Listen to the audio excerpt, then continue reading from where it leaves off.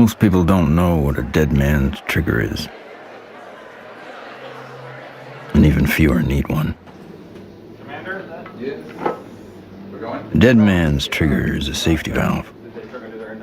For reasons of security, a person prepares a recourse of such severe action that if harmed,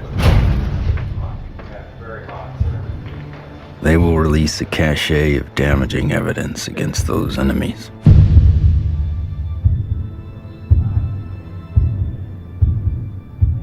Given his situation, Dr. Stephen Greer is one of those rare men.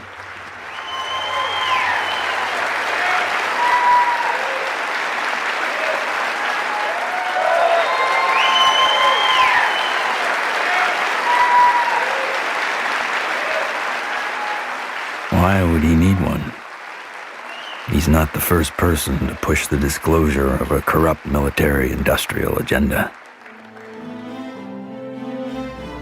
In the councils of government, we must guard against the acquisition of unwarranted influence, whether sought or unsought, by the military-industrial complex. In his final public speech, a farewell address, no less, in a time when every second on TV was priceless, United States President Dwight D. Eisenhower decided not to brag about his victory in the Korean War. Instead, he cashed in all his chips to warn this nation of a hidden enemy. We have been compelled to create a permanent armaments industry of vast proportions. The total influence, economic, political, even spiritual, is felt in every city, every state house, every office of the federal government. We recognize the imperative need for this development, yet we must not fail to comprehend its grave implications. When I was with Lawrence Rockefeller at his ranch in 1993, he turned to me and he said, "The implications of this are so vast and so profound that no aspect of life on earth will be unchanged by its disclosure." I said, "Yes, Lawrence, that's why it's been kept secret. It's not because it's trivial, it's because the implications are so profound." So there have been attempts to bring this information out for over 60 years. And here we sit in 2012 with the world still burning oil and gas and coal, when we have had technologies, sciences, and all the information we need to have had a completely new civilization. What Eisenhower warned us about over 60 years ago, according to Steve Greer, has long become truth in Washington, D.C. The most music, Q107, driving home with the Spearman. Hello, what are people all over D.C. saying about all this money we are giving? And why is Washington, D.C. booming? Because the rest of the country is sending their money here. I know, isn't it beautiful through the trees? My name is Ted Loader. I've been working with CSETI program and Dr. Greer for 15 years. Cool, huh? Wow. Yeah. One always wonders if the public really knew what was going on with government covert programs and how much money has been put into it, hundreds of billions of dollars. I think the public would be a little annoyed. Thomas Jefferson believed all men have the right to life, liberty, and the pursuit of happiness. The government they formed would serve to secure those rights. But when corporations or other specialized groups of men become more powerful than those who govern, our security is at stake. Thomas Jefferson wrote about unchecked power of the corporation being a threat to the democracy and the banks. You see, the U.S. Federal Reserve Bank issues every dollar bill, yet it is not run by the U.S. government or any elected official. It is owned by a private banking cartel. But here I find the chairman of the Federal Reserve, who's in charge of the dollar, in charge of the money, in charge of what the money supply is going to be. The middle class is being wiped out, and nobody's understanding that it has to do with the value of money. Prices are going up. So how are you able to defend this policy of deliberate depreciation of our money? A lot of it depends on what happens to the price of oil. The four horsemen, or families of banking who own and run the Federal Reserve, also run the four largest oil companies. Oil is also used to make and run machinery and current mechanical technology. Of course, there's one industry that needs these more than anyone else: the military-industrial complex. You begin to get into this very scary scenario that has to do with the human condition, of the proclivity to accumulate vast amounts of power around a handful of people. All right, sit down and shut up. And right now, these misanthropic sociopaths are running the planet into the ground. When Congress or whatever else or budget directors say, well, we've lost $100 billion in black program, what does the public do? What can the public do? We can complain to our congressmen, but our congressmen can't get any information. With lobbyists, interest groups, campaign funding, the economic powers that be have learned to control the political sphere. These politicians become almost like placeholders, and they don't realize that until they get into the White House or into the Senate Intelligence Committee. It doesn't matter who the president is. They're going to do what they want to do. And that which is good for them isn't always good for everybody else.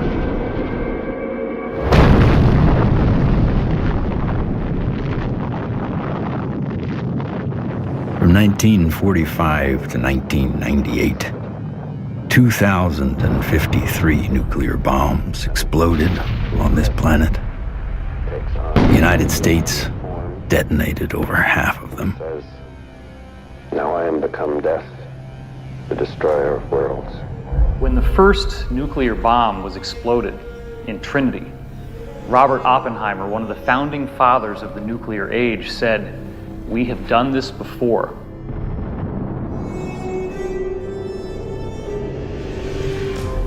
It could have been that Oppenheimer was speaking about weapons described in the ancient Sanskrit texts like the Mahabharata, in which they refer to a bolt of iron charged with the light of 1,000 suns. This bolt of iron was hurled in anger and led to an explosive event which is very graphically described in this religious scripture, specifically showing all the key indications of radiation sickness and the various problems with nuclear weaponry that we've come to expect. When we started detonating thermonuclear weapons, atomic weapons, and developing these sort of destructive technologies, the civilizations that have been watching this planet for millennia said, oh my God, these people are going way off the reservation. They are now an existential threat to themselves, but also to other planets potentially. All over the world, we see very conclusive evidence that ancient people were in contact with extraterrestrial life. The Japanese said that their civilization was given to them by a people they called the Dogu, who came from what they described as Anemono Torebune, which translates as bird boat universe, meaning flying boats from the universe. The ancient Sanskrit writings in India have elaborate descriptions of vimanas, or flying craft. These texts are thousands of years old. They predate any conception that we have of spacecraft or aircraft. But evidence is not just found in ancient texts. It is also captured in our ancestors' art, as if it was plainly obvious that ET vehicles appeared in ancient skies.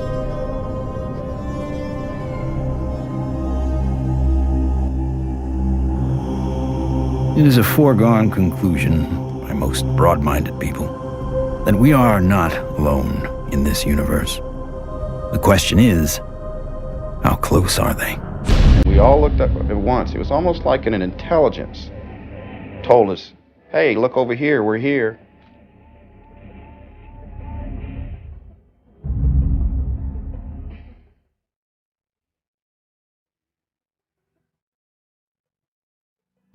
I saw 3 red lights in a triangle almost directly overhead.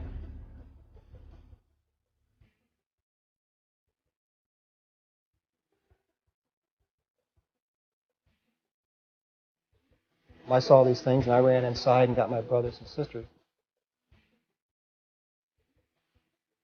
It actually lifted up, and it could actually turn.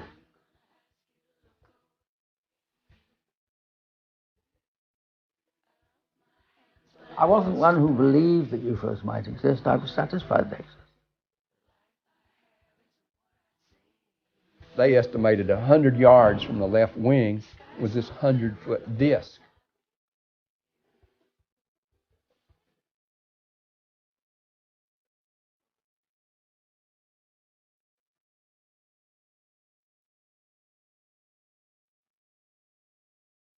A lot of the astronauts are told to keep it quiet, and they're good Americans too. They develop the film from the moon, everything that's done by NASA.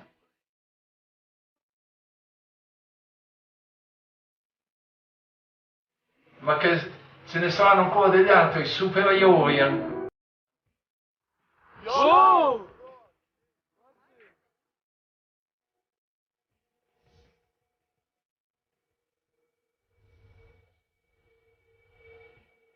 There's so much evidence out there that even if less than 1% is true, that would be enough to collapse the current paradigm and change the whole planet.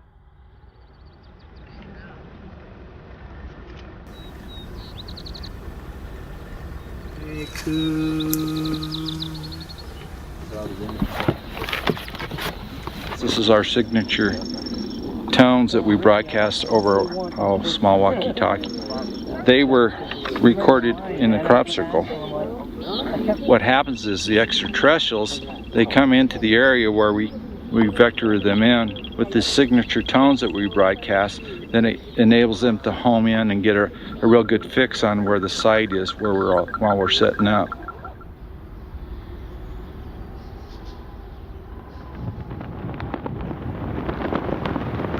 The whole concepts of the crossing point of light, the physics of consciousness, and interstellar communication all were developed on a kind of a vision quest we did here in 95 or 96. Astronomer J. Allen Hynek developed the scale to identify the types of human ET encounters. From his original 3 categories, a 4th, more controversial, has been added, CE4. Even more controversial, Stephen Greer added a 5th kind of encounter, CE5. Human-initiated contact. So, how is this done? Given Schrodinger's idea that the number of all minds in the universe is 1, in order to make this type of contact, a human could potentially access that single inner consciousness through intense meditation and then visualize his location down through the Milky Way to the planet Earth to wherever he sits under the stars. In theory, then, any extraterrestrial passing by would be able to hear the broadcast and know exactly where to go, if they choose to do so.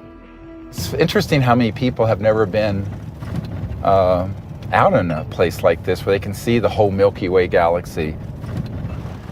Most people who come for a week, it alters their life. There's meditation techniques, there's remote viewing techniques, and once you start learning these processes and refining them, then you can make contact more quickly, more easily, and be more of an asset to the group.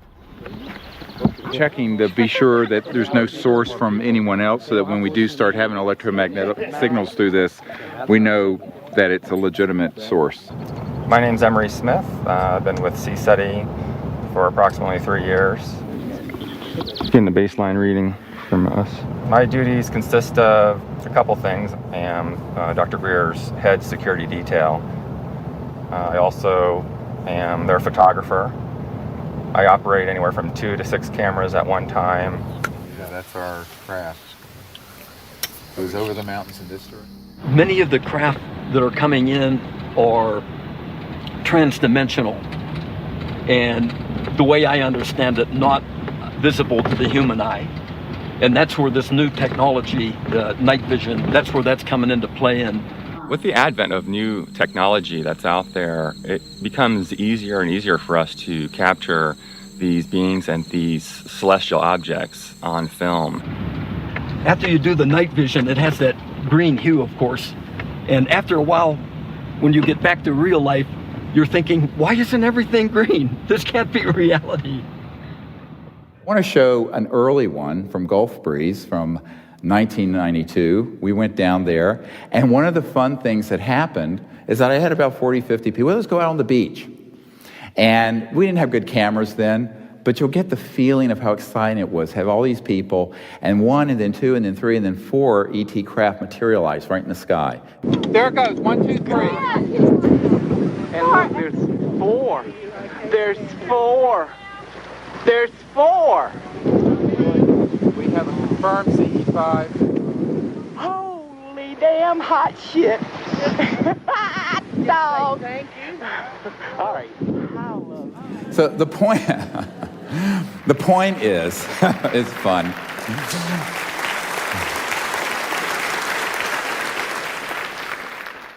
It's your responsibility to go into meditation, find a little bit of time, 10, 15 minutes, and remote view who's up there and how many.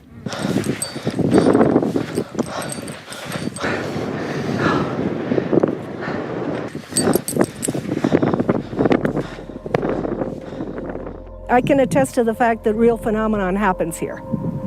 I really feel that his CE5 protocols are based on a spiritual kind of positive contact, and I think that that is an excellent model for any kind of communication, whether it be on Earth, in the United Nations or wherever, but in this particular field it's with cosmic cultures. And we use consciousness, meditation, visualization, remote viewing, certain tones, and we do it in a group when we can, or even as individuals. It's just been this series of unbelievable events that are amplified by our meditation.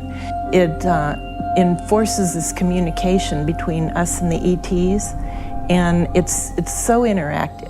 I could feel everything, I could hear all the sounds just right there.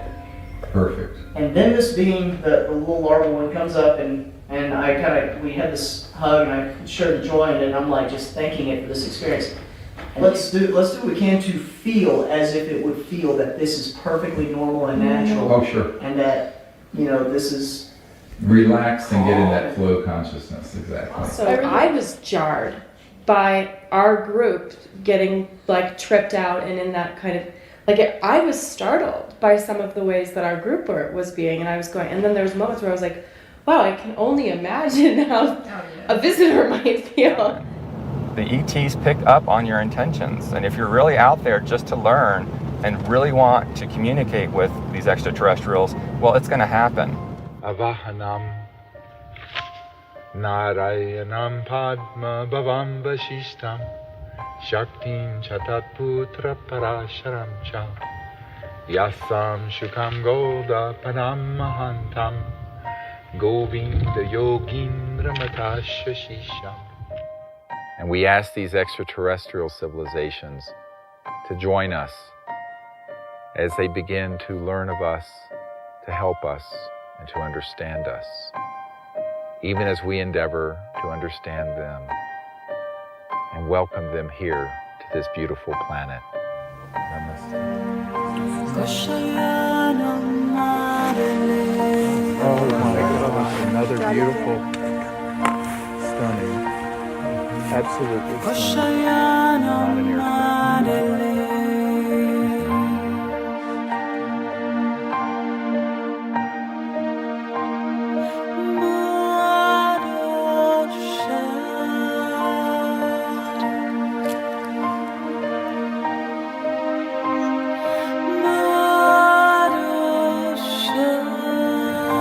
Oh, here comes a military plane, very quick. Yeah, there's a very fast military. Okay, they're gonna go. Just blinked out. Oh. It turned right to it. Yeah. Literally, my heart literally sunk when the jet, you know, got to where the craft had to phase out.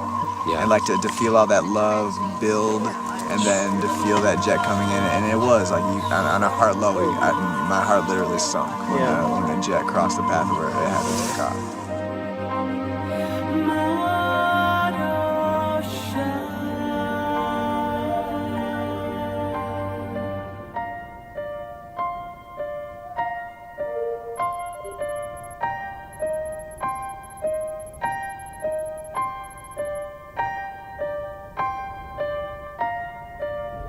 So in the camera, that's what you got. You got like this light traveling, and you can see it's not like a satellite where it's got like a path.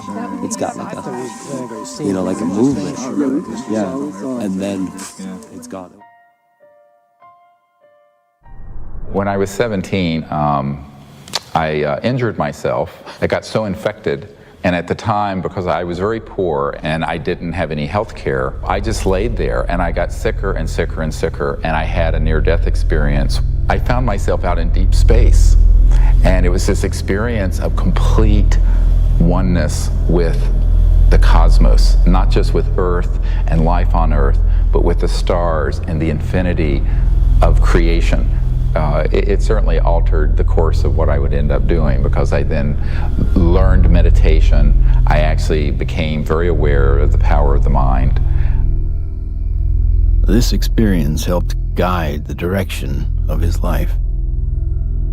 Though Greer went on to earn a medical degree and raise a family, he continued to study consciousness and contact. And decades later, it seems he would be the doctor called upon first to examine the very unusual body. This came to us in the last couple of years, and there's a man who runs an institute in another country that I cannot talk about. But he came into possession of a little creature. It is humanoid. It does not look human. We have acquired an EBE, an extraterrestrial biological entity. We're flying over to Europe soon to take some tissue samples and do some DNA testing. This was found in the Atacama Desert. We don't know how it came about. Here's the great view of the face and cheekbone, very complex. Now there is a fracture here, and behind this right ear is caved in, and that's how this ET being was killed. We have the best scientists in the US from Stanford that are going to be doing the testing itself to see what this really is, and also to rule out what it's not.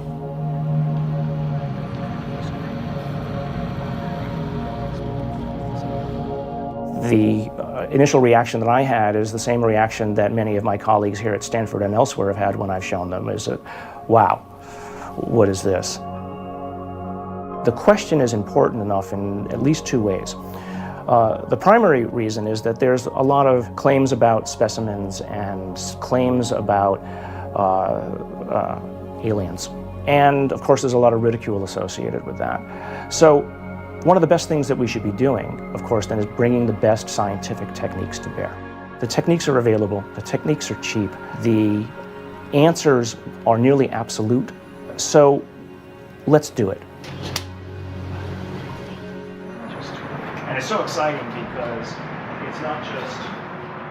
In setting up for this, I'm going to be giving Steve not only the tubes that this should be going into, but I'm also going to be sending across the microscope that I feel they should be using to do the analysis with. Before we even get started with some of the analysis, I think it's going to be important to rule out some of the obvious critiques that could come up. And one of those critiques is that this is a syndrome or a mutation. This is a bone dysplasia. And luckily, here at Stanford, we happen to have literally the world's expert, the man who wrote the book on bone dysplasias and syndromes, a gentleman by the name of Dr. Ralph Lockman, who has kindly agreed to look at the specimen, both the pictures as well as the CT scans and the x-rays, to help determine whether or not it's anything that he's ever seen before. I think that a dozen or even 15 years ago, answering the question of what is this would really not have been possible because the kinds of technologies were not available as are available today. But really the DNA tells the story. And because we have the computational techniques, that allows us to determine in very short order whether in fact this is human. So this will be basically an absolute level of proof as to what this actually is.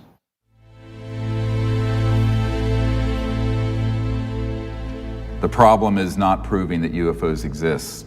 It's when you begin to expose the energy and propulsion systems behind how they're getting here.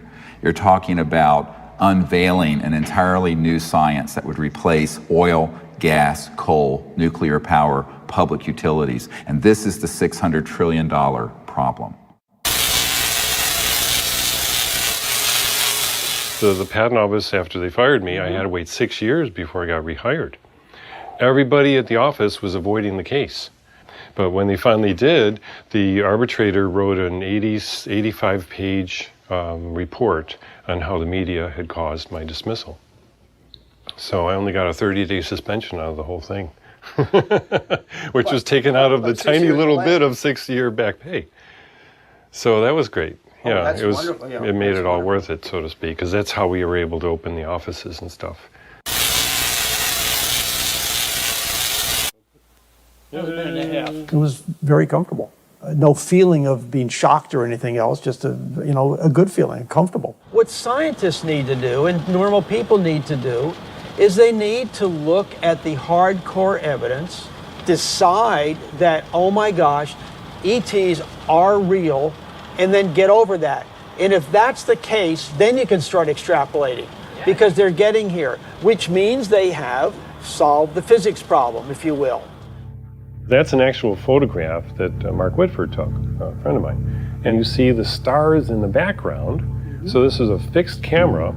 The craft was a triangular craft moving away from him, and all of a sudden it makes a right angle turn. Apparently it has what I would describe as inertial shielding. It's the only way something can make a right angle turn without having everybody killed inside of the craft. Though we experience inertial forces every day, their origins remain a mystery. However, there are theories that point to interactions between objects with mass and a quantum energy field. Inertia is due to the zero-point energy interaction. So you're interacting with a charged matrix, which is a zero-point field. If you try to change that, then you get a reaction force. There must be an interference shield of electromagnetic nature that would stop that interaction with the zero-point field. And you can suspect that UFOs have already figured this out, because they wouldn't be flying around and still have inhabitants. New energy scientists today are attempting to find new ways to define the relationship between electricity, gravity, magnetism, and propulsion. But as history has shown, change does not always come easy. It's like Newton. Why is that apple falling? Nobody ever asked that question before or even tried to come up with an answer. And Newton comes up with something called Newton bucket, or Newton's problem. The only guy that solves it 300 years later is Einstein. So, how smart can we be?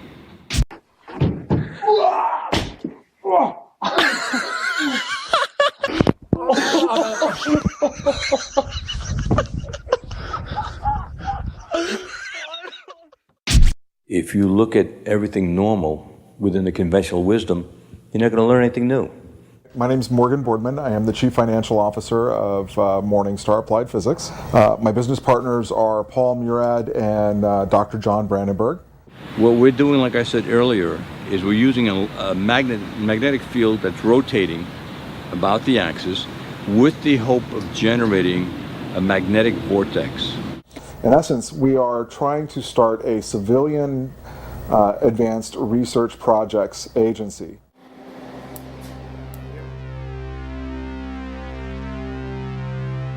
Okay, all right, so basically we have 4 options. Option 1 is a retarded potential. Option 2 is a lagging image, right? Yeah. Option 3 is pointing vector as a motive for propulsion, or how that may be what's happening, right? Yeah. And that's actually taking angular momentum and changing it into linear momentum if it's working the way we want it to, right? Yeah. Okay. And then the fourth one is that we are somehow either generating and or absorbing gravity waves. You got it. Do we accept Einstein's viewpoint that thou shalt not go faster than the speed of light? If you look at a black hole, the comment is the gravity is so strong that nothing leaves. But it does have something that leaves the black hole, and that is gravity. So does that imply that gravity moves faster than the speed of light? Could be. Gravity is another one of those seemingly self-evident forces that has raised a number of questions. How does it really work? How can we use it to our advantage? In the mid-1920s, T. Townsend Brown discovered that electric charge and gravitational mass are coupled, and that by building devices that harness these interactive forces, we could create advanced propulsion. At about the same time, Nikola Tesla and Thomas Edison won the Nobel Prize in Physics, but both refused it. Tesla was at the end of a long career of inventing. He had advanced technology in the fields of X-ray, radio waves, internal combustion, and, of course, atmospheric electricity. When everything was said and done, he had earned 112 U.S. patents. He proved that electricity can travel wirelessly in the air, and ultimately died penniless. However, his work did influence many others, most notably Lester Hendershot and Dr. T. Henry Moray. Hendershot invented a magnetronic generator to energize an impossible flight, if fueled by gas, that took Charles Lindbergh and the Spirit of St. Louis from New York to Paris. Dr. T. Henry Moray developed the Moray valve, a device for extracting radiant energy from the zero-point field, and demonstrated this device hundreds of times and had dozens of signed affidavits supporting his science. Yet in the end, even these two notable scientists were ignored and bullied. Dr. Moray's device was hammered down and broken into pieces by a competitor, and before he could finish reconstruction, he passed away of natural causes. Hendershot fled to Mexico to continue work, but was found dead at 61 years of age, attributed to suicide. There's all kinds of skullduggery that happened there. I don't think T. Henry Moray ever got a decent chance to ever do anything with that. There is absolutely no question that T. Henry Moray had a system that produced about 50 kilowatts out of a 55-pound box. The conventional electrodynamics model does not allow this to happen. In other words, it doesn't allow you to extract excess energy from the vacuum and use that to power your load. It costs just as much to restore it as was used to destroy it. So we got to put in more than we can ever get out in a load with such a squirrely circuit. And that's the only kind of circuit we've used in power systems since day one. We're still building them. We're still making power systems that deliberately kill them. So we pay the power company to have a giant wrestling match inside his generator and lose.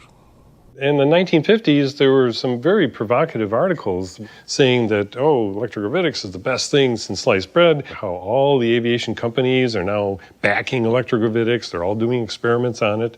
Well, within a couple of years, there was no news at all. Once they figured out that they could really control gravity, 1954, it all went black. Do you think the boys in the Black Projects have solved that problem? Because it sure sounds like it from what the witnesses have told me. I wouldn't know. I wouldn't know. Sorry, but I can't even think about it. I see so many things in my life, it's just hard to say. A local inventor has discovered a way, hear this, to use water to run your car. What Stan shared with me was interesting. In order to run this engine off of water, we've also had to learn the ability to adjust the burn rate of hydrogen to co-equal the fossil fuels. So he applies for a patent, and then he gets a call from actually a visitation by two guys from the Pentagon. The Pentagon flew a lieutenant colonel in last week to look at Meyer's invention. There's talk of possibly using it in the Star Wars defense program and to run Army tanks. But he asked that this become a public patent so that the civilians could benefit from it. And he indicated that if we don't do that, overseas people will. In 1996, Meyer was sued by his investors, who claimed the device was not revolutionary despite verification of the unique voltage intensifier circuit by the U.S. Patent Office. Meyer was brought to trial, but key evidence was not allowed. His oral testimony was not even recorded due to an audio recorder malfunction, and the judge recessed early for vacation. Later, Meyer made an appeal but was denied. He was found guilty of fraud and ordered to repay his investors, putting an immediate dent on the idea of funding new technology. On March 20th, 1998, Stanley joined his brother and 2 NATO officials for a dinner meeting. Stan took a sip of cranberry juice, grabbed his neck, ran out of the restaurant, and fell to the ground, saying, "They poisoned me." He fell down after eating at a restaurant nearby where he lived, fell down the parking lot, said, "I've been poisoned," collapsed. And that's on the police report? The police report confirms his words. The cause of death was written to be an aneurysm, though he left behind just enough materials for others to piece together his process. The full secrets of his device died with him.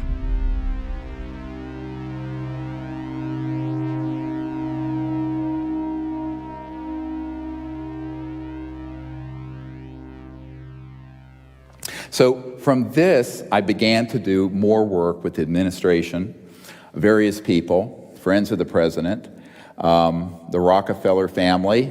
Lawrence was the white hat in that crowd who wanted us to bring this information out, actually hosted us at the Rockefeller Ranch in the Tetons. And one night he pulled me out on the deck and he said, "Well, you know, we really need you to do this." I said, "Lawrence, you're old, you're rich, and you're Rockefeller. What do you want me to do? I'm just a country doctor banging around in an ER in North Carolina." He says, No, we want you to do this. I went, "Okay." So I'm the throwaway guy. I'm the guy you can throw away because my life doesn't matter. We are back in Rachel, Nevada with our first 2 distinguished guests. Stephen Greer is a North Carolina doctor. He does a lot more than watch the skies. He fires off messages, and he says that someone or something is responding. Dr. Greer is looking for close encounters of the 5th kind. What, at this minute, do you believe? Our assessment at this point is that there is at least one extraterrestrial civilization which has managed to make its way to our corner of the universe. And number 2, that there's no evidence at all that they have hostile intentions towards this planet. And number 3, that the priority at this point must be trying to establish some sort of a liaison to them, some sort of a diplomatic liaison to them, and that's what we're working on. Is there a continued cover-up? Yes. Do those at the highest levels of government agencies know that there's a cover-up? Not necessarily. Officer X, a high-ranking military veteran, joined forces with Dr. Greer in order to use his military and government influence to gain access to high-level officials. I was able to arrange for a CSETI briefing to the then Vice Director for Intelligence for the Joint Staff, Admiral Tom Wilson, the same person who had been at Atlantic Command with me. At that meeting was Steve, Apollo 14 astronaut Ed Mitchell, Brigadier General retired Steve Lovkin, Siri Aramaic, Steve's right arm. Well, Dr. Greer did indeed mount an initiative and did go to Washington, did speak with high-level government people. I attended and helped him with that. We briefed certain members of Congress, some of their staff, some of the people from the White House.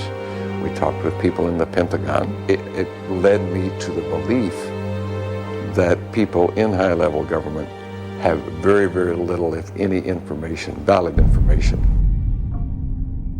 One of the most important of all the meetings was with CIA Director R. James Woolsey. Here I fly up to Washington. The cover story was a dinner party. One of the things that I found was that this CIA director wasn't lying when he communicated to us that he had not had access to these projects. He was shaken to his core We met for not 20 minutes, almost 3 hours. And by the end of it, I handed him, my hands were shaking, I handed him this document, and it was a position paper recommending executive orders and the things the Clinton administration and he needed to do to get control of this mess. And he looked at it, and he looked at me. He says, yes, he says, but how do we disclose that which we have no access to? And I almost wept. I went, what? Dr. Greer approached many D.C. officials in an attempt to gain an audience. One of the people who took him seriously was former CIA Director Bill Colby. True, if there's truth in it, there can be a danger in that situation. We've seen that happen in other cases.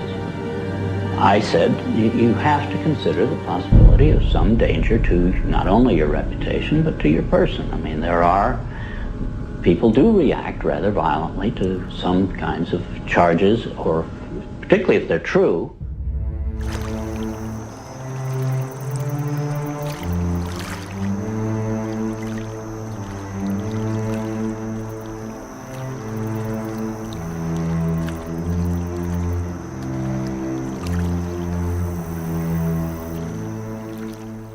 Now, you know, I'm a 30-some-year-old doctor with 4 kids, a golden retriever, and a house in North Carolina. So I'm going, this is down the rabbit hole fast. But that is the situation, my friends, when you're dealing with secrecy that is criminal and illegal. In 1997, in an effort to push his message deeper into Congress and the White House, Greer headed to Phoenix to prepare a video with his best evidence to show in Washington, D.C. While he was in the editing room, the biggest UFO witnessed event in history was about to happen. On March 13th, 1997, when the Hale-Bopp comet was very clear in the northwest sky, thousands of people were outside trying to get a glimpse of it when they also caught a glimpse. These orbs, giant orbs, equidistant in a V formation of 1 mile to 2 mile wide in some very credible reports. And that's the particular area where these phenomena keep popping up from my vantage point. The Native Americans living in the basin between South Mountain and the Estrellas have told me that not only were they looking up at the Phoenix Lights during the mass sighting, but they've been looking up at them for centuries. I live in a community called Loop, northeast of Flagstaff, on the Navajo Indian Reservation. We'll have to go back in time one day before. We saw 6 to 7 lights that were circling along the horizon. The entire street came out. It was almost like a block party. Everybody turned off their lights, everybody sat in their front yards, and everybody watched this unusual light show. I squeezed down the best of what I found and finally came forward in 2004 with the Phoenix Lights, a skeptic's discovery that we are not alone. 10,000 people approximately witnessed this, one of the largest experiences of this sort ever recorded. The Phoenix Lights phenomenon didn't seem to be falsifiable in any way. It was being validated by most everybody that saw it. The ultimate, shall we say, insult was the governor of the state of Arizona, Fife Symington, finally calling a news conference saying that he has finally got the answer to the Phoenix Lights, and he introduces some staff member dressed up as a space alien. People got very angry because here is the top elected official of the state making fun of what I estimate to be close to probably 10,000 people saw this. Under the watchful eye of the public, Symington retracted his statement. If you had been here 10 years ago and standing out here and looking up there at the lights and the view, you would have been astounded. You would have been amazed. The so-called Phoenix Lights were seen by many people in 1997. Skeptics say they were military aircraft or flares, but not the former governor. It was probably some form of an alien spacecraft.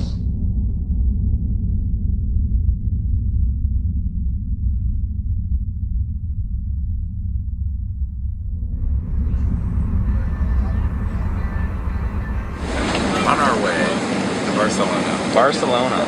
To reach Dr. Bravo. Hi, Dave. Are you ready for the trip? I'm ready for the trip. I'm so excited.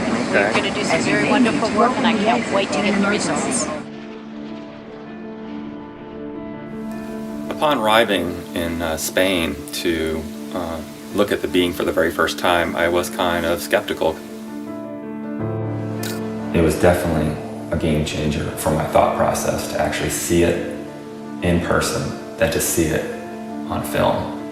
The first thing we had to do was go to the radiology lab because we needed x-rays and CAT scans before we did anything. Porque esto ya se lo comenté que era un poco difícil de hacer. Es explicarlo, ¿ok? The best we can get. Lo mejor que podamos. Porque evidentemente no se puede manipular para nada. No. The head radiologist at the center saw the being and was quite impressed. And the first thing she said was, "Wow, that looks like an alien." That's really okay. This is fabulous. This one's pretty good for you. Yeah. Okay, that's good.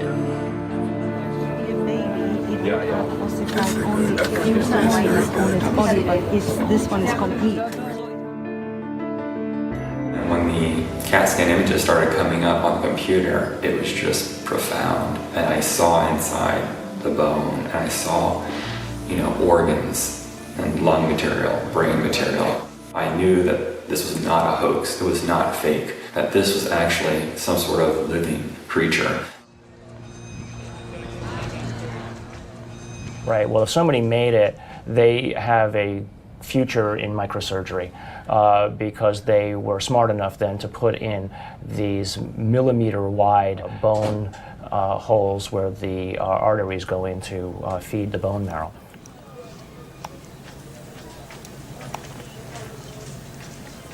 And so now the challenge is to prove what it is, right? My interest, frankly, is to disprove that it's anything unusual or anything paranormal. I would like to prove that this is human. I would like to prove that this is just an interesting mutation, but obviously if you leave your mind open, or I should say if you leave your mind closed to alternatives, you'll never see what those alternatives might actually be. In every situation with scientists, your reputation's at stake. I have every expectation that even doing this is going to lead to some ribbing from some of my colleagues, right? But I think that that's perfectly acceptable because at the end of the day, who's going to validate these things? If someone isn't willing to step forward and do it right, then you're going to have it sitting out there forever, hanging in limbo, right? I mean, if you let other people and their opinions stop you from believing what you know to be true, then all you're doing is stopping the possibility of progress. Anytime anybody tries to study this subject seriously, we're subject to ridicule. I'm a full professor at a relatively major university, and I'm certain that my colleagues at the university laugh at me and hoot and holler behind my back when they hear that I have an interest in studying unidentified flying objects. There's really a subtle kind of suppression at play here. You don't worry about what the CEO of Enron thinks about what you say. You worry about what your friends think. You worry about what your parents would think if you posted whatever you care about on Facebook or something. We take the risk to appear to be a crackpot.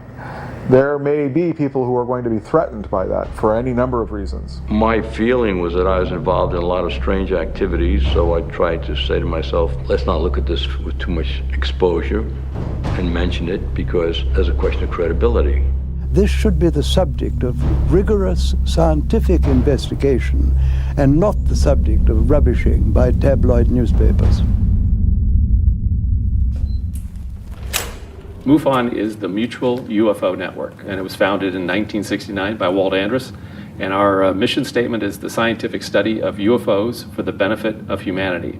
MUFON is the world's largest UFO investigative organization. We have approximately 3,000 members worldwide. Approximately 500 of those have their PhDs. These are people who really would like to delve deep into the UFO phenomenon and try to figure out not only what it is, but how it's happening. Armed with what he thought was some of the best available evidence, including the Phoenix Lights, Steve Greer organized a Project Starlight briefing before several Congress, Pentagon, and White House staff members. things seem to be on track for disclosure. Of the device and the internal, all of it, with a lot of detail, and this is a cutaway. This was done and escaped government control, whereas the Bentwaters case took 20-some years in England.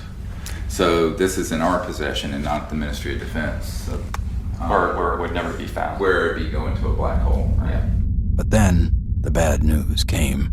Sherry Adamiak, Steve's partner and longtime friend, along with Steve and another team member, were all suddenly diagnosed with a malignant cancer. I've had these experiences since I was a child or a young man, but to articulate them so other people understand them, I need someone with capacity to hear it. She was that person. I mean, it's been... You can't resolve things. It's been very hard for me. Oh, yeah, you know, I know. Get up I know every it has day, been. you know, but...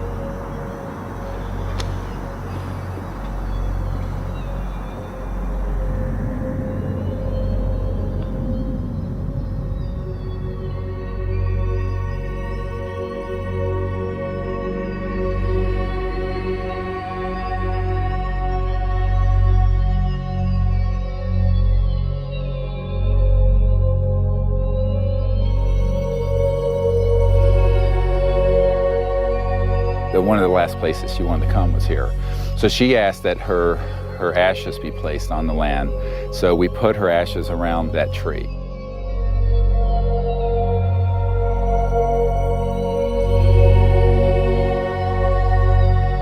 I don't take anything for granted, frankly, and so each time that I do a presentation or lead a group, I think this may be the last time.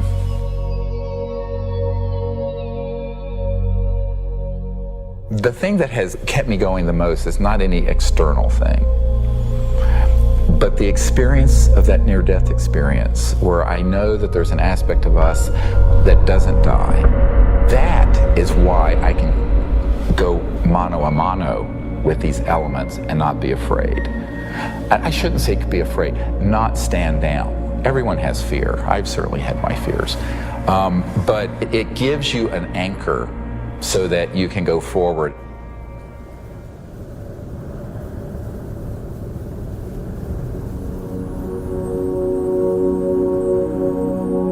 More than ever, Dr. Greer understood what he had always sensed. It was not the power of a cosmic field or quantum vacuum that would propel us into a new world. It was the mind.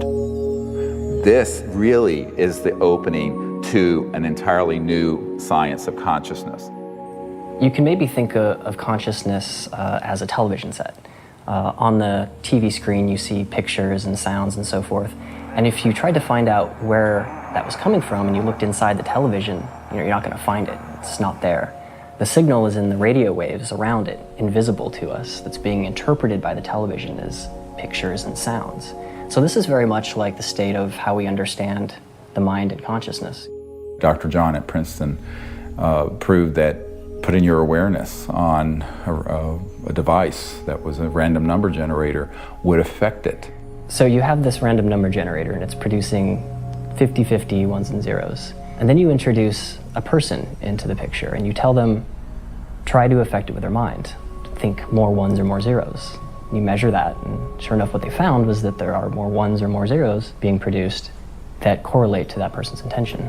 So we can see effects being produced forwards and backwards in time, which is really strange. Distance doesn't seem to matter as much. You can get the same strength of effects if you're right in front of the REG or if you're on the other side of the planet.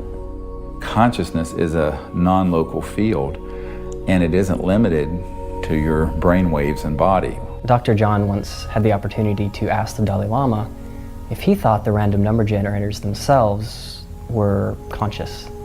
And the Dalai Lama thought about it, and his reply was that if you think they're conscious, then they're conscious.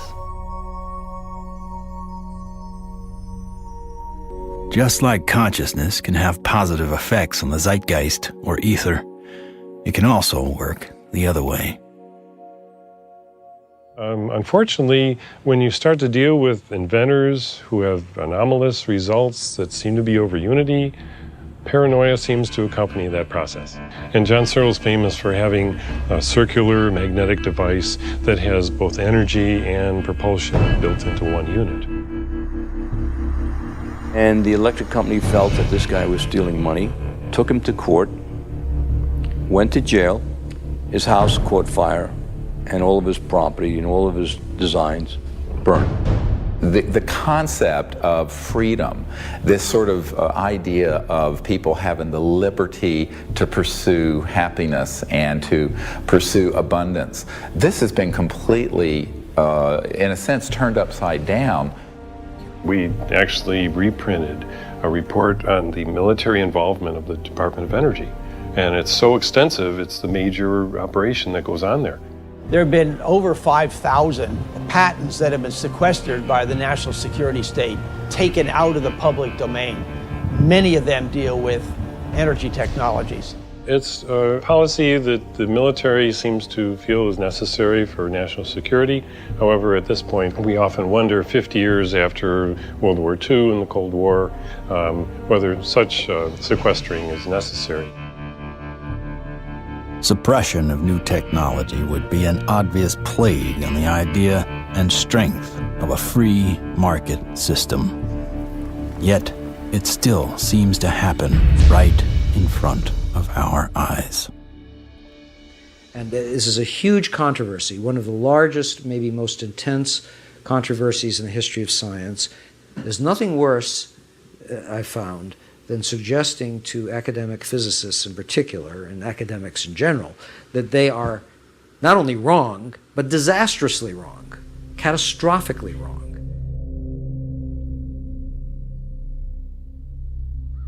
The cold fusion patents have not been approved.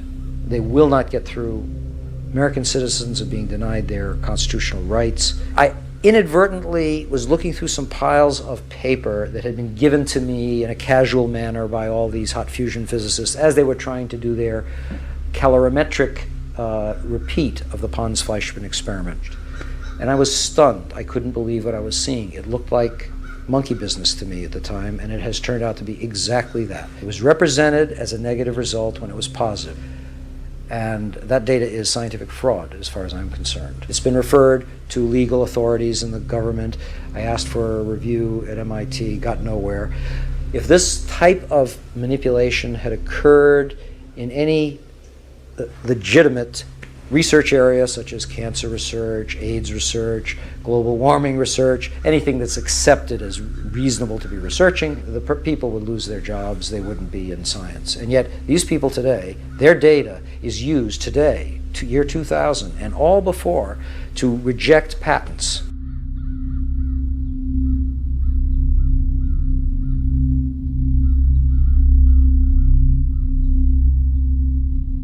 Yes, there is serious criminal activity going on that ultimately must be rooted out.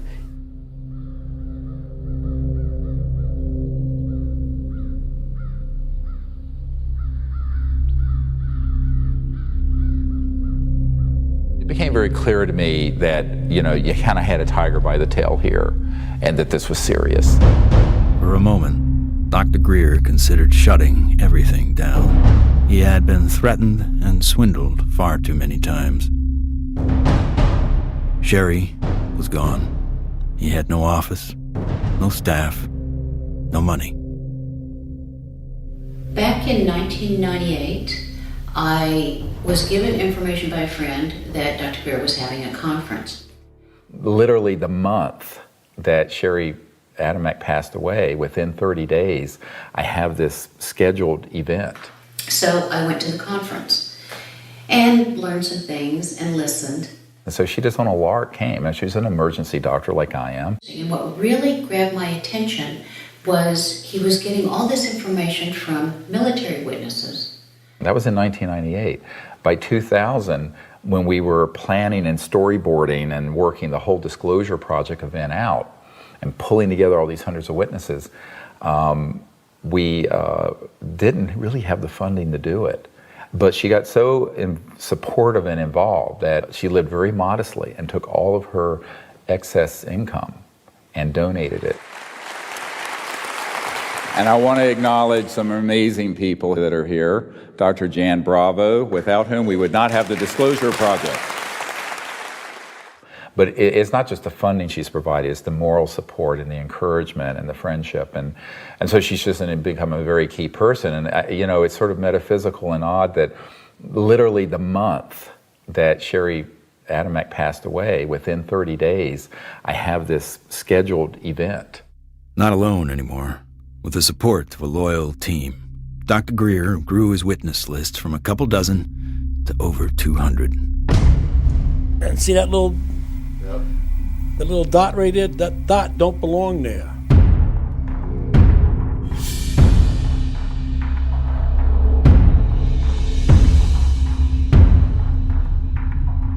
I said, I'm one of those, what you would call the high government officials in the FAA. I was a division chief. There was only 3 or 4 down from the admiral. I was awarded the Air Force Guided Missile Insignia. I was the first photographic officer in the Air Force to get they called it the missile badge. So I forgot who it was called. But he says, we got a problem here. What's the problem? He says, well, it's that UFO.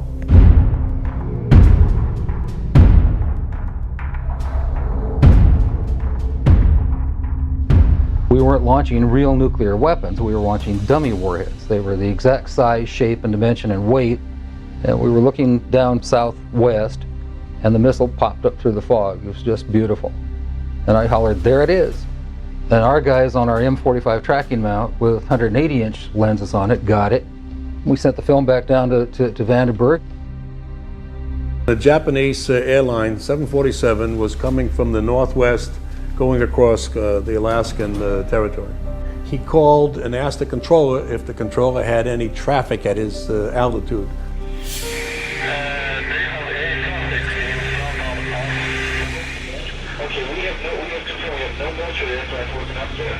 His radar is picking up a target. He sees this target with his eye, and the target, the way he described it,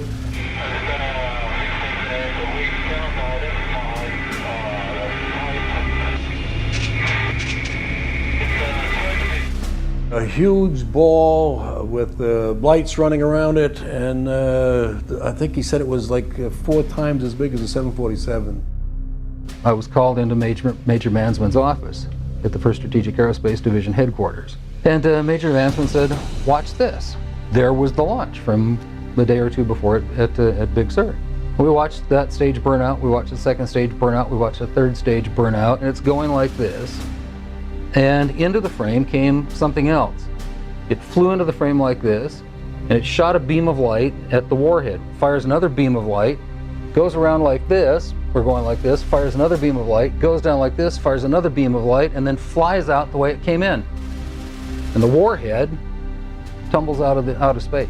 They brought in 3 people from the FBI, 3 people from the CIA, and 3 people from Reagan's scientific study team, and I don't know who the rest of the people were. When they got done, they actually swore all these other guys into that this never took place.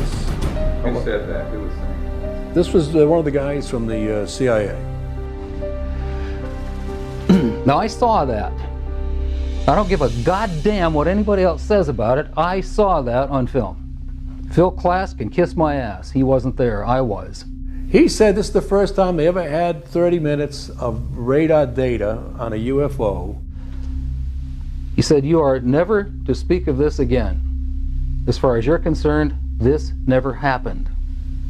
So I said, yes, sir, and walked out, and that was the last I talked about it for 18 years.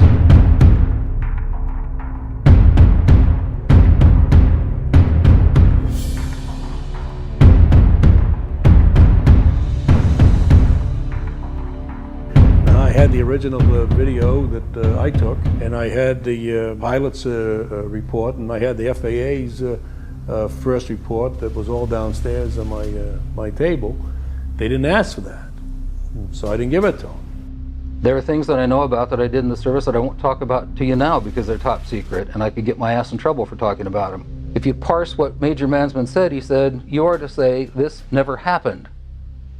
Well, that's not classifying it top secret, is it?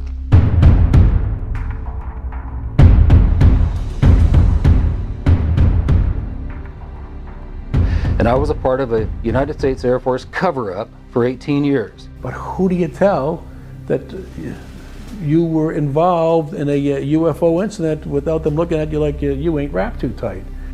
What we photographed up there affected me for the rest of my life and made a huge impact on my understanding of the universe and of governmental manipulation of our minds.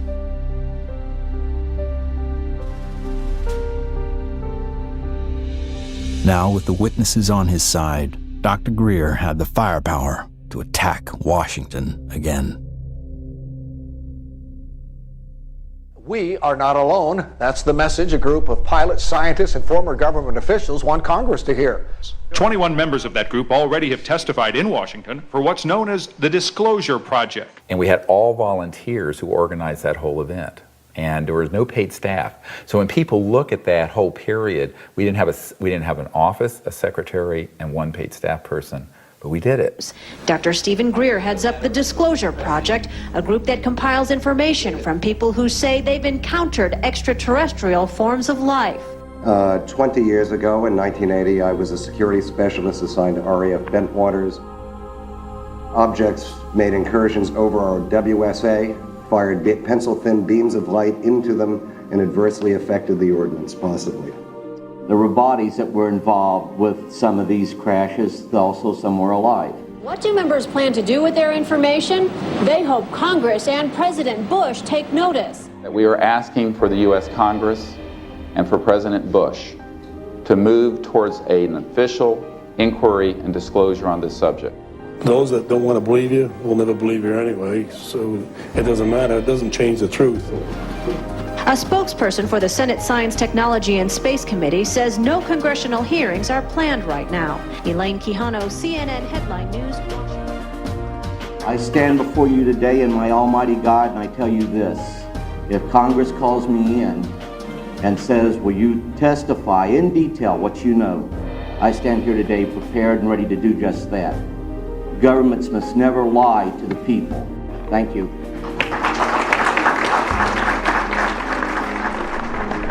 The number of people Dr. Greer had managed to get behind him was monumental.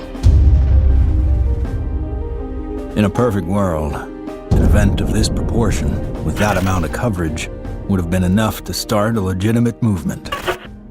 But of course, we hardly live in a perfect world.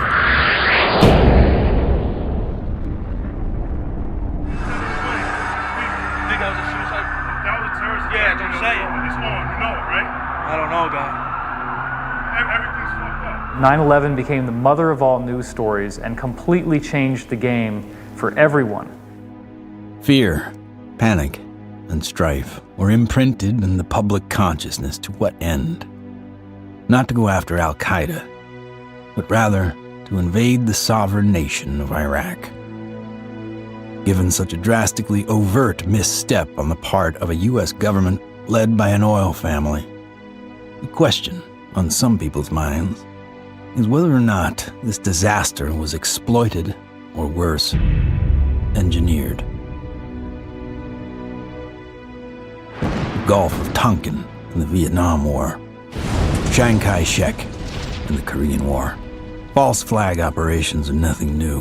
However, according to some, the ultimate card to play might be yet to come.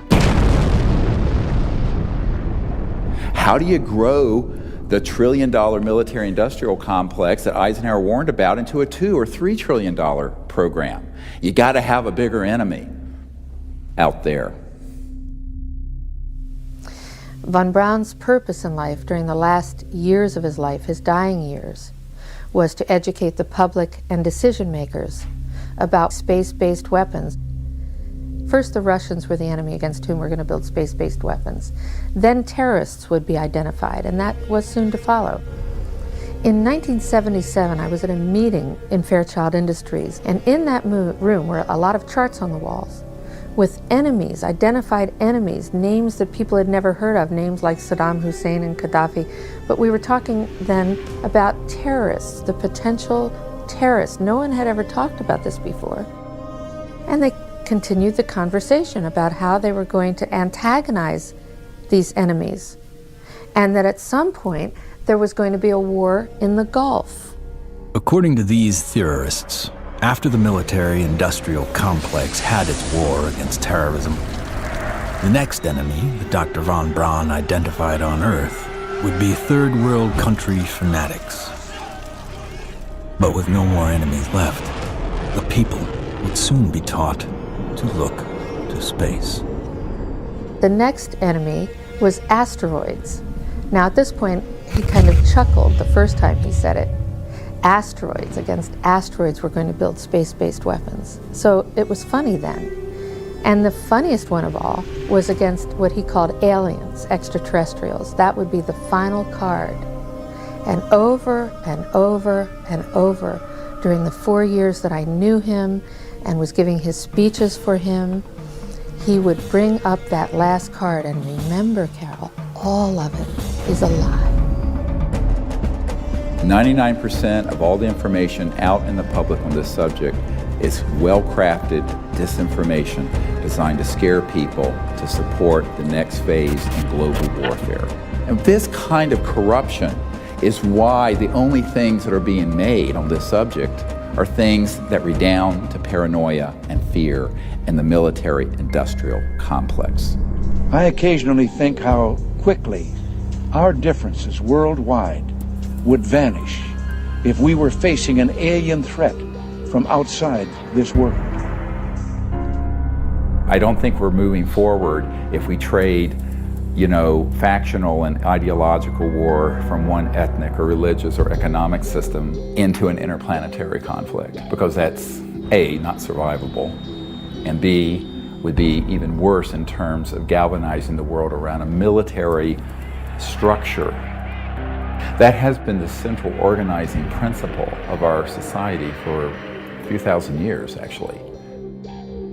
It is hard to concretely prove that 9/11 was a false flag attack because the people behind it are so good at covering their tracks, especially with the compliance of the mainstream media. If you had trillions of dollars, you'd be pretty good at it too. The adversary is closer to home. It's the Pentagon bureaucracy. According to some estimates, we cannot track $2.3 trillion in transactions. $2.3 trillion in transactions. According to the Comptroller General of the United States, there are serious financial management problems at the Pentagon. Fiscal year 1999, 2.3 trillion missing. Fiscal year 2000, 1.1 trillion missing. And DOD is the #1 reason why the government can't balance its checkbook. I would like for you to respond to the questions that I've put to you today. I've forgotten what the second question was. How does one carve out a billion unacknowledged or 10 billion unacknowledged taxpayer dollars? In many cases, at the end of a fiscal year, when there is so-called leftover money, they may or may not know that money may in fact go to a special access program. There are two main types of special access programs: acknowledged and unacknowledged, or USAPs. Those programs are basically totally off the books, and they are able to actually vacuum up money to be a self-perpetuating funding mechanism. Certain USAPs are waived and also completely managed and controlled by private contractors, so they enjoy the secrecy protections only afforded to private corporations. There is virtually no high-level government oversight for these types of USAPs. In many cases, no elected official, including even the president, have knowledge a particular USAP even exists. Between 1947 and 1949, the government passed the National Security Act and the CIA Act. These laws allowed the intelligence community to withdraw money from any agency without disclosure. Essentially, money could be stolen from any program, and no elected official would ever know about it. Great view of the eye socket. Very different eye socket. And that's another thing that the scientists who've looked at this at Stanford have commented on. If you look at this creature and you look at the cranial vault, how large it is, the size from the eyes up is at least 3 times that of a human. One of the first things that Dr. Lockman immediately remarked upon was the shape of the head and the skull. It was not something that he is accustomed to seeing, and it was quite interesting and in some ways exciting that the associated features that you would expect from a syndrome of that nature were not found.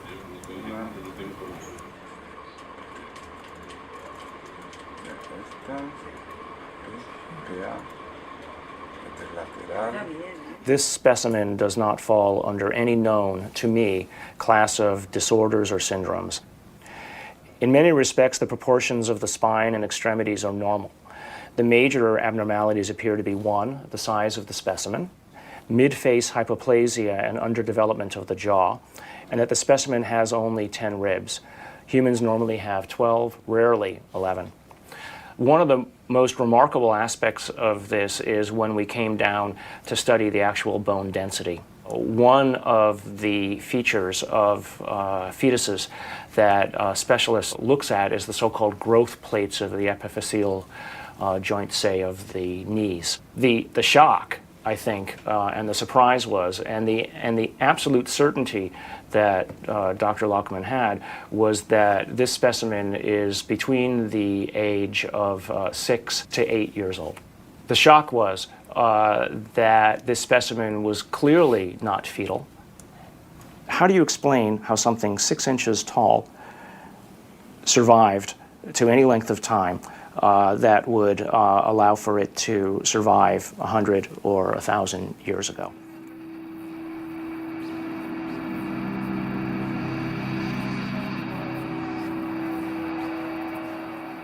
And what amazes me is the media.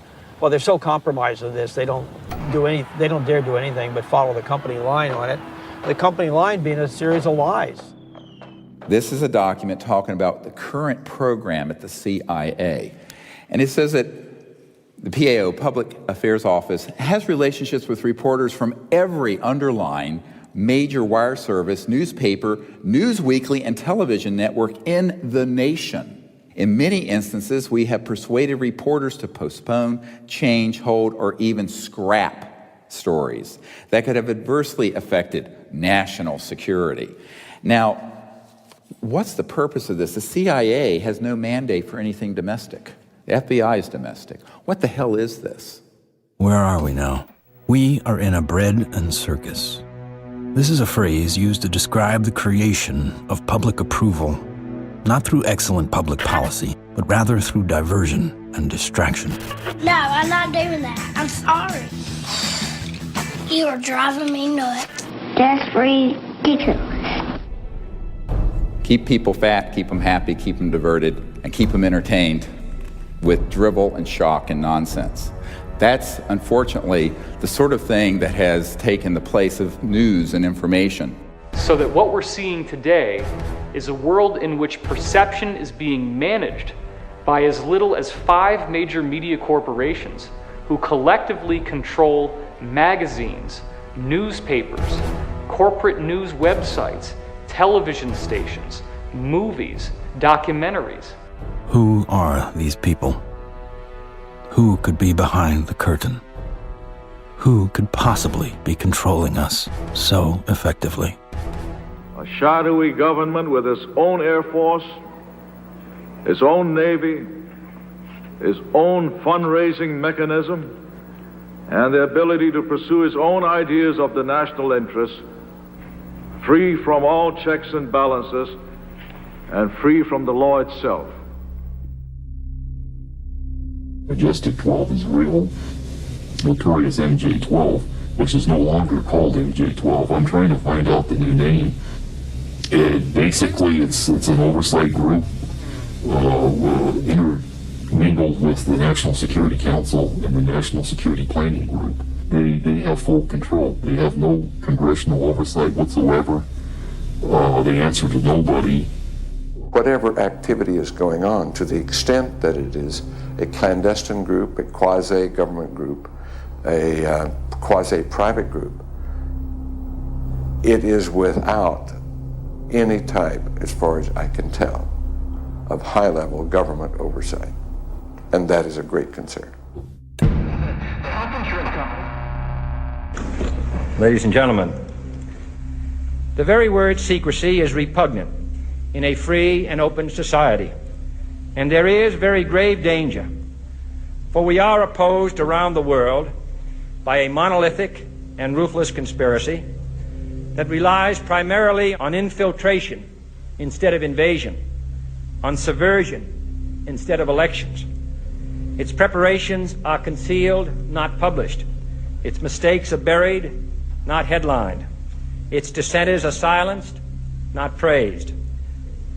It is a system which has conscripted vast human and material resources into the building of a tightly knit, highly efficient machine that combines military, diplomatic, intelligence, economic, scientific, and political operations.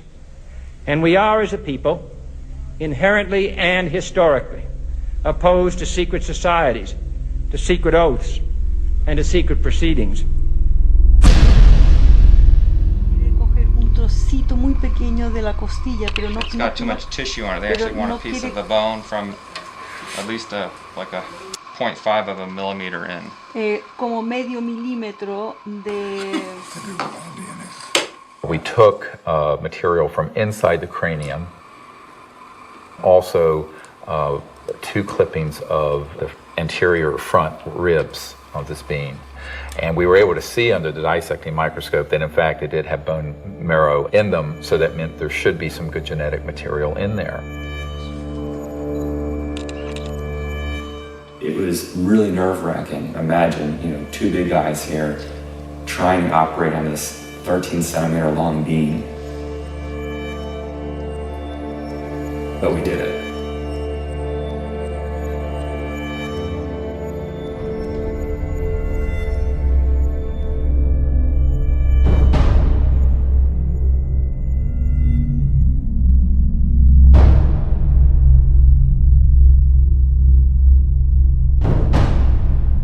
The DNA analysis is being done by some of the world's best, but even the world's best need to be cross-checked, which is why I'm doing the 3 different facilities.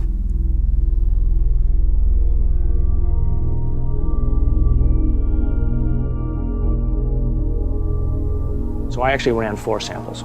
I ran a sample of my own blood. It was a very small amount, just 100 microliters. I ran 2 blanks, things that just had water in them, because that would be essentially a contamination control. And then, of course, the sample itself. And really the all-important first result was whether or not there was in fact any DNA which was isolated. And the actual shock for me was when I got the amount of DNA out of this sample. It was way above what I had originally expected. What you have on the left here is a so-called DNA ladder. This is a size standard. This one on the end is in fact my DNA, and it has an expected size distribution as well as some banding. And validating the original measurement is this analysis that basically shows that we have a nice distribution for the sample's DNA. When we physicists look for alien civilizations, we don't look for little green men. We look for energy consumption. We look for type 1, type 2, and type 3 civilizations. What are we? We are type 0. We get our energy from dead plants, oil and coal. Around the year 2100, we will become a type 1 civilization. And we see the beginnings of that now. What is the internet? The internet is a type 1 telephone system. Imagine, if you will, sitting down to your morning coffee, turning on your home computer to read the day's newspaper. Well, it's not as far-fetched as it may seem. Information has largely been controlled in a top-down way. What we're seeing now is the dissemination of discoveries coming up from the grassroots and not from a top-down centralized authority which has the ability to say, this isn't making it because we don't believe it's true, this is making it because it fits the mainstream. When we want to form a new team in a new country, then all we have to do is contact someone there using the internet, and suddenly they're a member of the node. From this online collective seems to come a real communion. People from all over gather in groups to investigate UFOs, with safety in numbers against ridicule and disinformation.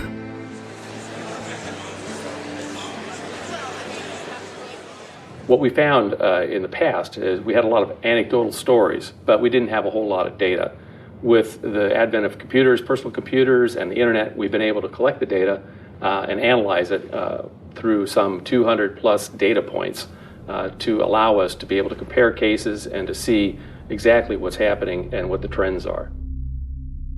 Nick Pope is our guest. He made this information public. He's also the former head of the Ministry of Defense's UFO project. So if anybody knows, we think it's you, Nick. The Ministry of Defense is in the process of declassifying and releasing its entire archive of UFO files going back decades. It's interesting and worth pointing out that while the British government is releasing their files and their documents, President Obama, who promised to do the same during the campaign, he still has not. 15 years. 15 years, that's spring. My God.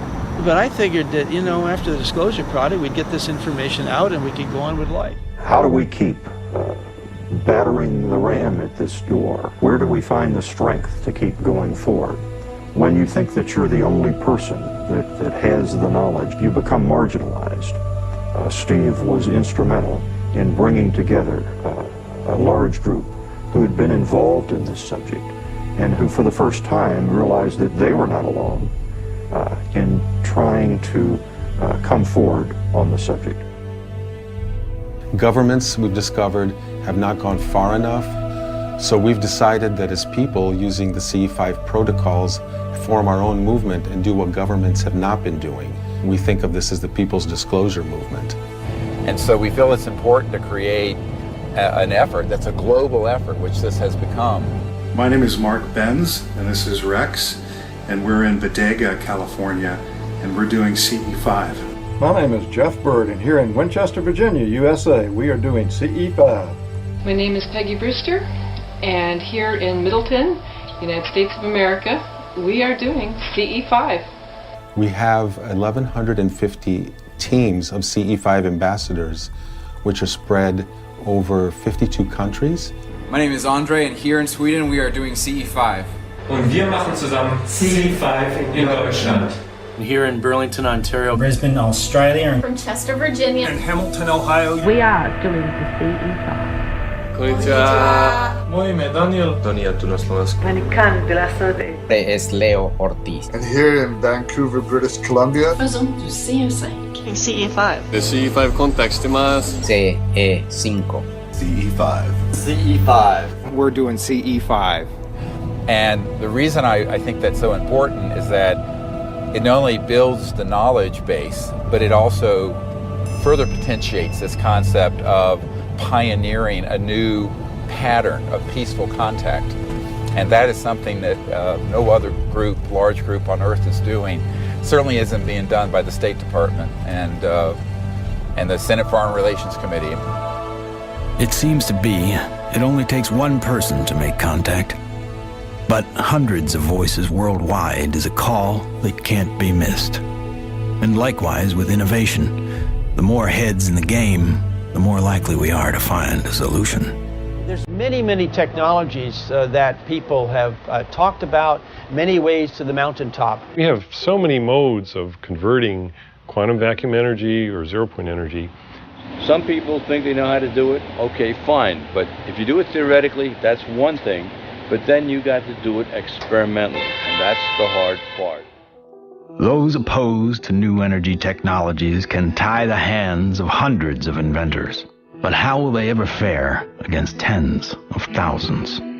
The output milliamperage is more than the input milliamperage. It's a clear indicator of overunity.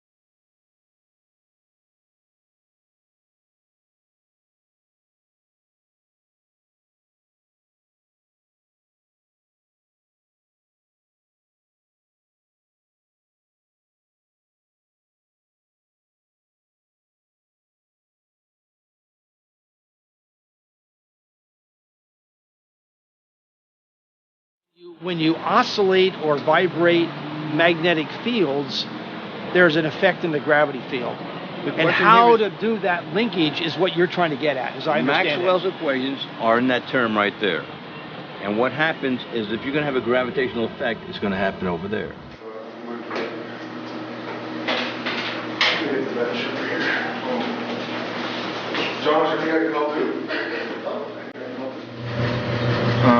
This channel here represents revolutions per minute. These are representing weight that we're measuring on the load cells.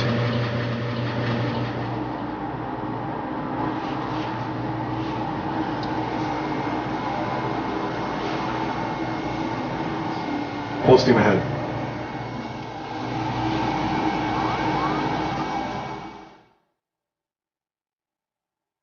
When we look at our data, we lost 7% of weight.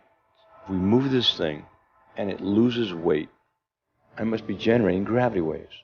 Though the device maintains its shape and size in terms of dimension, it is losing mass. That's a possibility.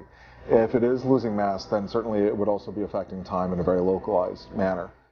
By looking at new technology, you could break through new commercial aspects to improve our society.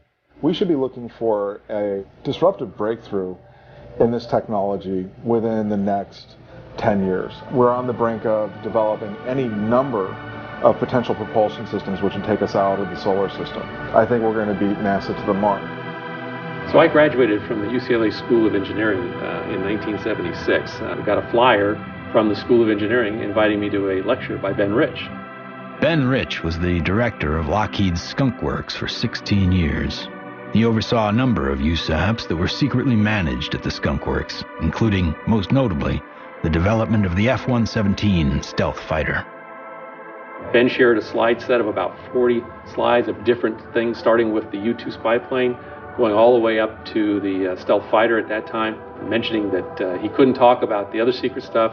But when he ended his talk, he had a slide of a black disc zipping off into outer space. And he ended this talk with these words: "We now have the technology to take ET home." So you have to have vision, and you have to have the guts and the courage to go out past the steps and do something of any value, and we have to go past our grasp. And we asked him questions about it. What did you mean when you said we have the technology to take ET home? Ben shared three major things that I think are worthy of research by researchers worldwide at this point in time. The first was we've somehow figured out how to do interstellar travel already. It's known. The second point he made was that there was an error in the equations. My suspicion is it's probably Maxwell's equations for electromagnetic theory. The third thing he said was, how does ESP work? And I was really kind of startled because I didn't know what to say.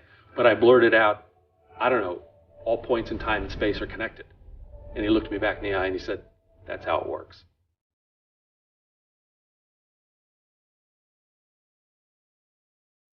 History has taught us that to simply innovate new technology may not be enough. We have to find a way to get past the suppression. We've already now had a breakthrough just a couple months ago of the tritium battery. Finally, a company has come up with an actual commercializable unit, but it's very small. It's designed for an IC or some small circuit component.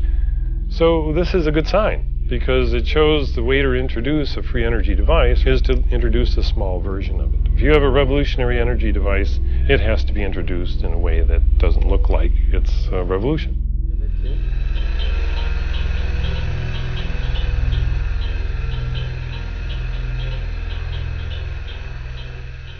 Science is always changing. I mean, even back in the 1960s, they thought that biofeedback, for example, was impossible. But now, of course, we know that that itself is an absurd statement. We have even toys on the market that allow people to, play with biofeedback.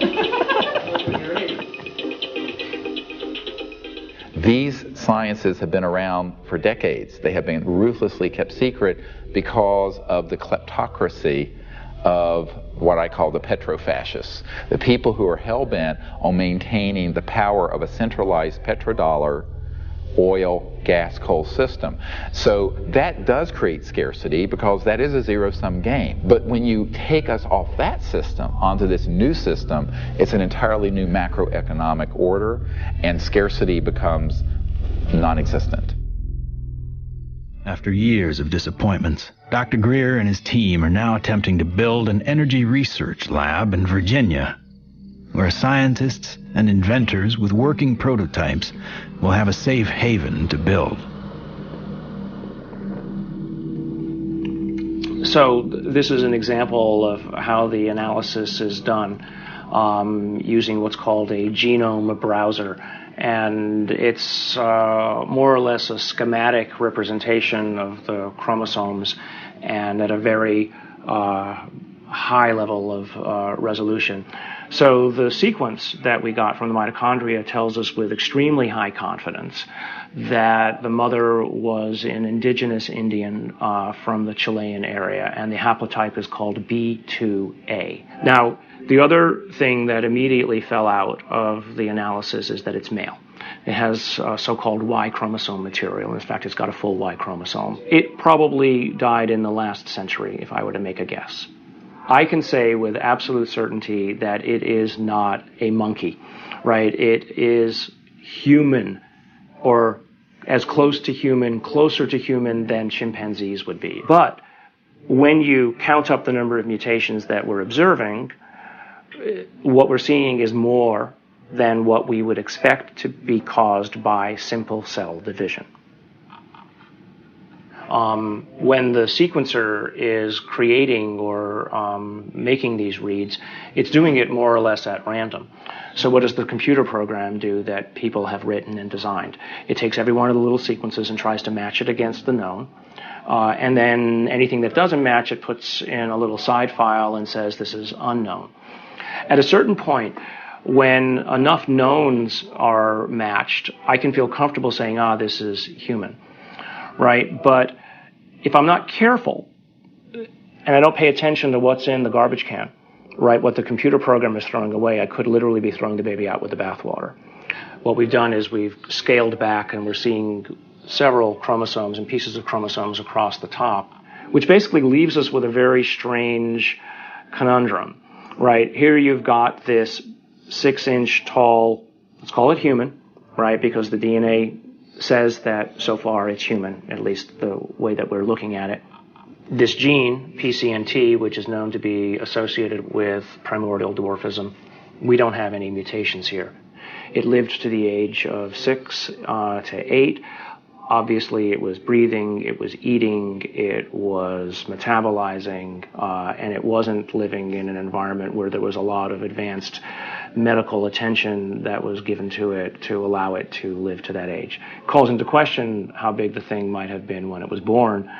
So genetically, you might explain that by saying that there's some advanced aging mutation, something that caused the bone to age anomalously quickly. A gene that's known to be associated with progeria, that also no changes there. So the next problem, of course, is the ribs and the number of ribs in the specimen. Only 10, whereas there's supposed to be 12. So there are no mutations which are specifically associated with that kind of phenomena because it's rarely, if ever, seen. The digits are all correct. The hands are all correct. There are problems with the face. So there's a mid-face hypoplasia, and then there's the larger skull. So again, I think in summary, there are genes associated with any one or two of the anomalies that we see in the specimen. But there is no mutation which is known to accommodate or call for all of the mutations. Even with the things that we know could be assigned to one or more of the anomalies, we don't find them in the genetics of this specimen. That leaves open the question, what genetics is causing the anomalies that we are observing? So, although I entered this thinking DNA was the answer, it made me realize that in the context of the bigger biology questions, there are other levels of control that need to be understood and answered. The non-coding RNA, epigenetics, etc. And things that we probably haven't even thought of yet. So if I just look at, this is base pair 19,800,000 or so at this edge of the open region. I can go all the way over here, and now I'm at 21,000 or 22,000. So the answer is not finished, and it's not as easy as actually, frankly, I thought it was going to be at the beginning. So that's basically 2 million base pairs of DNA where nothing seems to sit. It's just like the way societies do things. They try to fit things in boxes. We have literally written a computer program that does exactly that, tries to fit it in the box. Doesn't seem very efficient, so on that basis, people would call it junk. But I think we now know that there's any of a number of other features of what DNA is doing in there. It is expressed. And so we need to be careful, obviously, that we don't let our instincts or the programs that we write to match our instincts make the decisions for us. No matter what, for me, this has been a fascinating, more than an exercise. As soon as I've collated this information into a form that other people can take advantage of, and it's accepted for publication, I'm just going to put it out on the web.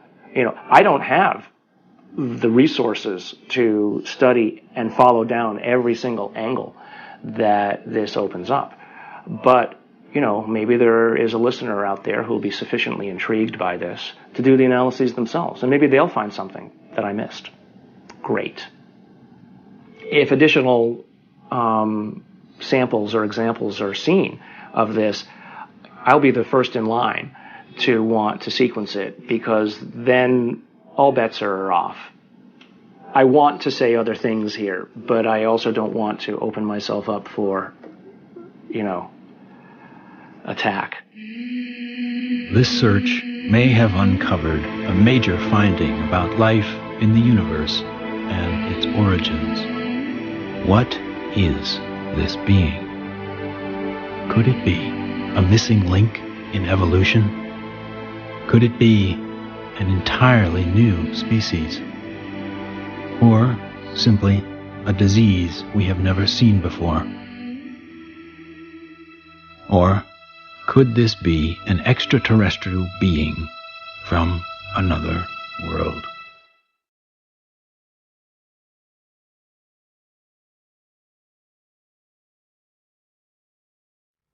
Whatever the case may be, this challenges the boundaries of human scientific knowledge. Dr. Gary Nolan has set a new precedent for scientific investigation and rigor in the realm of the seemingly impossible.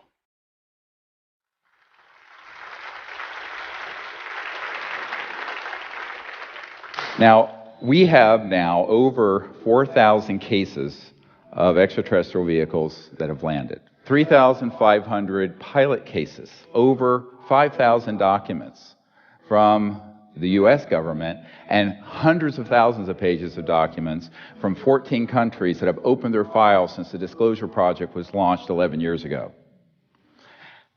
And yet, this isn't on CNN every night. And this is probably the most important thing going on this planet today, and yet nobody talks about it. If we don't explore what to do, we're going to miss the boat. And that could be why Eisenhower's final message wasn't just doom and gloom. It was a charge to the people to spit out the bread, look away from the circus, and take some responsibility. Only an alert and knowledgeable citizenry can compel the proper meshing of the huge industrial and military machinery of defense with our peaceful methods and goals. The dam is in fact breaking, and you're beginning to see countries all over the world begin to come forward with what they know to be absolute fact. Since 2001, 24 countries have opened their UFO files to the public, including Australia, the UK, Vatican City, Germany, Russia, and Canada. The United States is not yet among them. What we have to do is pave the way for these leaders. Because if the people will lead, the leaders will follow. They'll have to. And it isn't about overthrowing the Pentagon. It's about leaving it behind.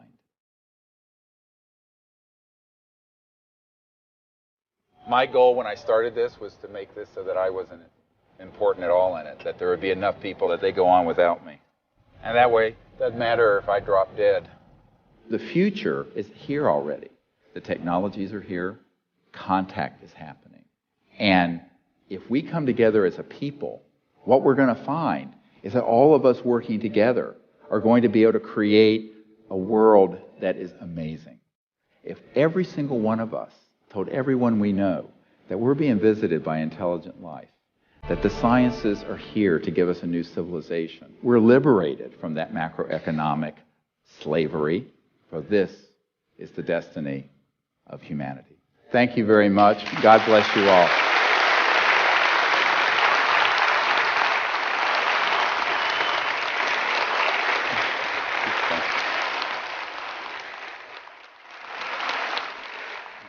Thank you.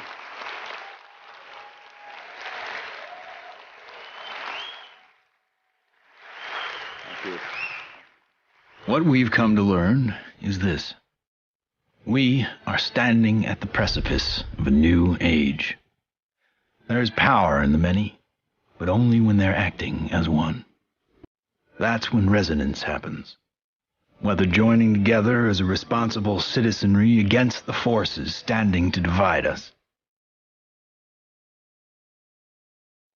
or joining consciousness to unite with the beings who are prepared to communicate with us.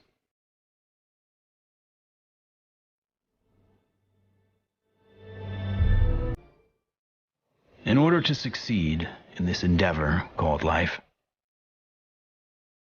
we must come together as one.